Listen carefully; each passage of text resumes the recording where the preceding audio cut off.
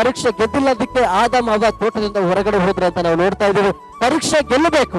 ಪರೀಕ್ಷೆ ಗೆದ್ರೆ ಮಾತ್ರ ಅದ್ರ ಹಿಂದಿರುವಂತಹ ಆಶೀರ್ವಾದ ನಾವು ಹೊಂದಿಕೊಳ್ಳಲಿಕ್ಕೆ ಸಾಧ್ಯ. ಪ್ರಿಯರಾದವರು, ಕಣ್ಣ ಮುಂದೆ ಅನೇಕ ಒಂದು ಆಸೆಗಳು ಬರ್ಬೋದು, ಅದು ಪರೀಕ್ಷೆನೆ. ಅದಕ್ಕೆ ಒಳಗಾಗ್ತೀವಿ, ಅದನ್ನ ದಾಟಿಕೊಂಡು ಬರ್ತೀವಿ ಅನ್ನೋದು ದೇವರು ನಮ್ಮನ್ನ ಗ್ರಹಿಸ್ತಾ ಇರ್ತಾನೆ. ನನಗೆ ಇಷ್ಟ ಅನ್ಕೊಳ್ಳುವಂಥದ್ದು ದೇವರಿಗೆ ಇಷ್ಟ ಆಗಿರೋದಿಲ್ಲ. ದೇವರಿಗೆ ಯಾವ್ದು ಇಷ್ಟವಾಗಿರ್ತದೆ ನನಗೆ ದೇವರು ಕೊಡ್ತಾರೆ. ದೇವರು ನನಗೆ ಕೊಡುವಂತದ್ದು ಬೆಸ್ಟ್ ಆಗಿರ್ತದೆ. ಯಾವತ್ತೂ ಕೂಡ ಗ್ರಹಿಸ್ಕೊಡ್ರಿ. ಯೌವನಸ್ಥರು ಆಸೆ ಪಡುವಂತ ಒಂದು ಹೆಣ್ಣ ಅಥವಾ ಹೆಣ್ಮಕ್ಳು ಪ್ರೇಯರ್ ಮಾಡ್ತಾ ಇದ್ದಾರೆ, ಪುರುಷನಿಗೋಸ್ಕರವಾಗಿ ಮದುವೆ ವಿಚಾರಕ್ಕೋಸ್ಕರ ಒಂದು ಗಂಡ ದೇವ್ರು ಕೊಡಬೇಕಾದ್ರೆ ಬೆಸ್ಟ್ ಆಗಿ ಕೊಡ್ತಾರೆ. ಗಂಡನೂ ಸ್ಟ್ರಾಂಗ್ ಇರ್ಬೇಕು, ಪರೀಕ್ಷೆಗಳು ಬಂದಾಗ ಹೆಂಡತಿನೂ ಸ್ಟ್ರಾಂಗ್ ಇರ್ಬೇಕು.